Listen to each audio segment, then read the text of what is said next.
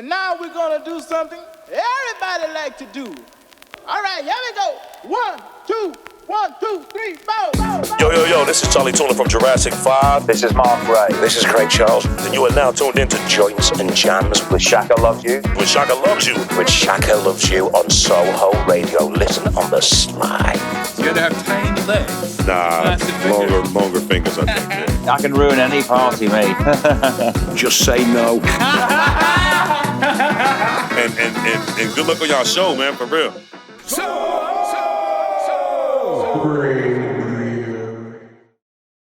Okay, so we're on the phone to the Reflex. How you doing, man?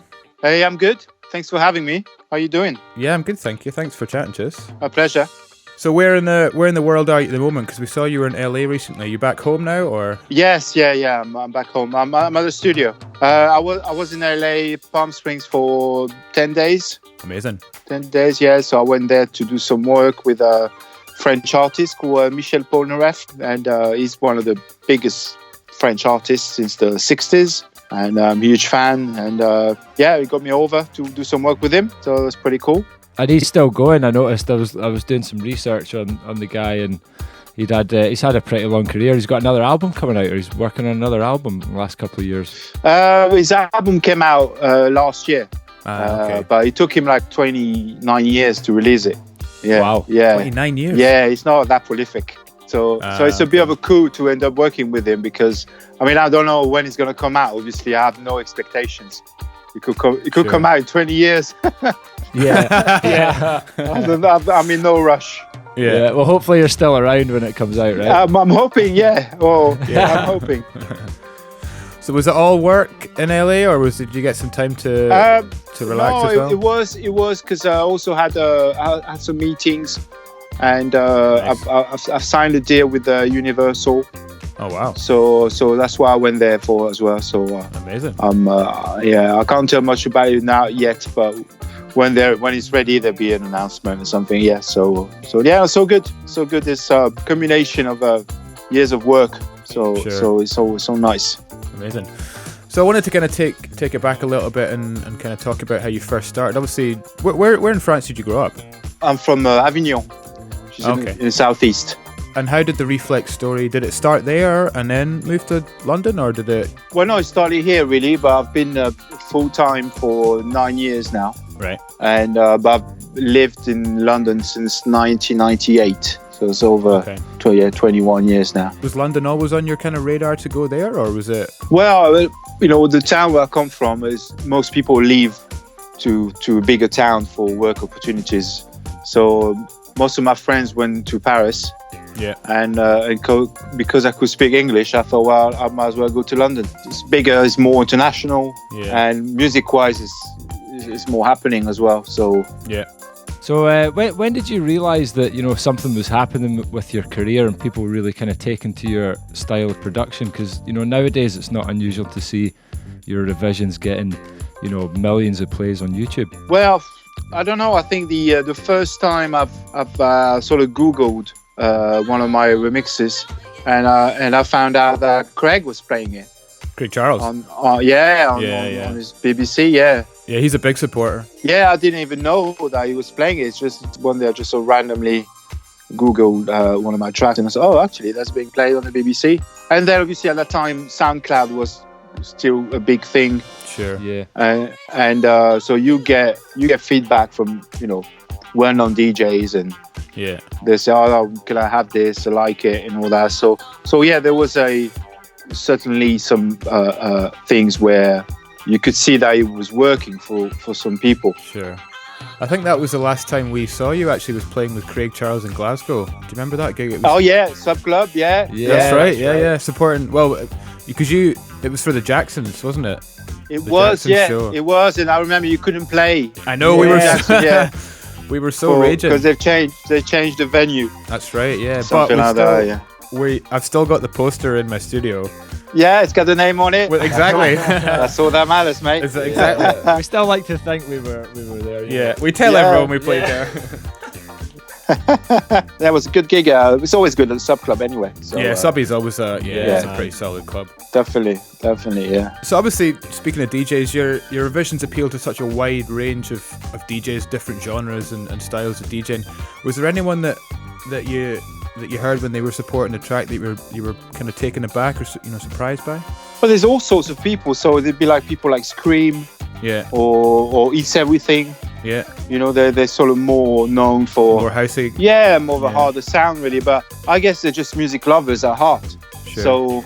And I think the advantage of the way I do the stuff is that if you want to play sort of a classic, disco track, in your set, then that might be the one that works for you. Yeah. Or if you do, a more eclectic set rather than just a house set, that's the sort of things you can rely on. So, but yeah, there's been all sorts of people that I would expect to like this stuff. But at the same time, I've done I've covered quite a lot of genres, so it's not like I've been doing the same one thing. Sure, like a lot of DJs do. They just do one genre. Yeah. It's basically the same track all over every time. So when I did that's how Noel Gallagher found me through the Jam. So I did the mix of the Jam, Town Called Malice. Yeah. And he found that on SoundCloud. That's how he found me. So if I had never done that, they might not have opened doors that he had. Yeah. So you're working with him now. Are you doing is it official remix for him? Is that right? Well, I've done 7. Oh wow. 7 for him, and I've done 1 that's coming out in February on the next EP. So this year I've done 4 that came out in 1 year. And you've actually met him, right? Oh yeah. Hung out with him. He came to the studio. Nice. And I met him several times. Yeah. He seems like a pretty fun guy to hang out with. Yeah. Well, you know what it's like. It's great to have the respect and he really gets it. So it's not like I didn't approach him or anything. So that's purely down to his love of music, and I think he understands what I can do with the stem. So he's curious to see what I can do with his material. Yeah. And because I think he likes the fact that I try to keep the song when many of the remixes he had done in the past, they might have been, good dance remixes, but you couldn't barely recognize the song. Yeah, it's just totally different from the original. It was just another track, and it can be a really cool track as well. But I think the appeal is to hear your song that you wrote, with the same sounds in a new light. Yeah, that's what's fun, really. Yeah. If you don't recognize any of the song, well, it's just another exercise, really. Yeah, absolutely. Is there anyone that you'd really like to work with that you haven't worked with yet? Yeah, sure. There's loads of people, but it's all depending on if they're interested in working with me, really. Yeah. I did a mix of Beck for last mixtape, and I like to do an official mix for Beck. Nice. Something like that. At the moment, I'm doing Roisin Murphy. Oh yeah, and that's someone that I really admire. So I'm really happy about that. Nice. You've been going for nearly a decade in the industry. Is there something that you kind of wish you knew when you first started? I think maybe if you are able to be surrounded by a team of people that can really help you, that should go a lot quicker for you. But it's not easy just to find the right people, or just unless you got shitloads of money and then you really pay for that kind of professionals in the industry. But there might be things I would have done differently. I think sometimes the issue I have is that because people see I'm doing like Michael Jackson and Earth, Wind and Fire, they may think this is, I'm just playing 2 hours on a DJ of super well-known classics. When it's deeper than that. I don't turn up and play 2 hours of my YouTube channel. That's why you have the YouTube channel. You can enjoy all of that. It doesn't mean that I'm going to be playing that all the time, because I'm also always playing work in progress and new things. When there are a lot of DJs who will just be happy to rehash the same old stuff every set. And I think I don't want to be playing ABC in every set. Sure, of course. But there are people who will be happy for me to do that. So you play every now and then, and when you do, you enjoy it. If I had to play every set, or even play Rock With You every set, man, it's I always try to progress and move on with I think I produce enough material to be able to try to showcase that. But it's not always easy. I think sometimes people just want you to play the hits, all the tracks that they know you for. Definitely. But I'm not the Rolling Stones, the Rolling Stones can do that. It's fine, but you know what I mean. I'm a DJ, Exactly, so you're a DJ. You're not. You gotta switch things up, regularly. I think. And it keeps it. From my point of view, I get bored if I'm just playing the same sets or the same tracks. I need to be. Oh yeah, that's what DJing's about. Yeah, I mean, there might be sort of 30% of stuff that is from my YouTube channel, let's say. Sure.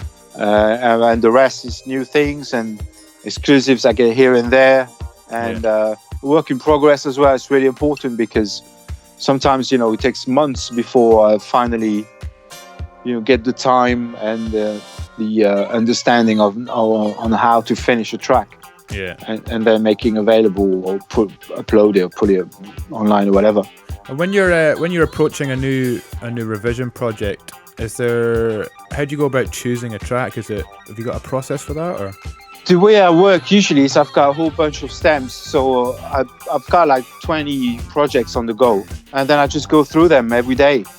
And some are going to be wrapped up in a couple of days, and some you do a little bit here, then following week you do another bit there, and then depends on how complex the session is, how messy it is, how difficult it is.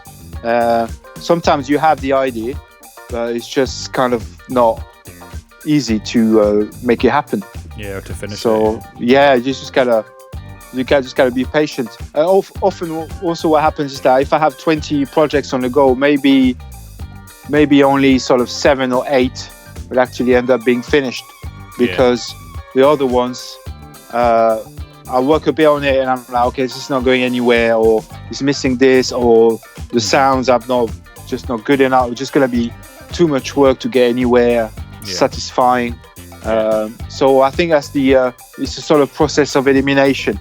You have all these stems and you just dig through them, and then you see the ones that you can make something out of, and quickly you can see the ones that you're like, okay, that's just going to be a nightmare one.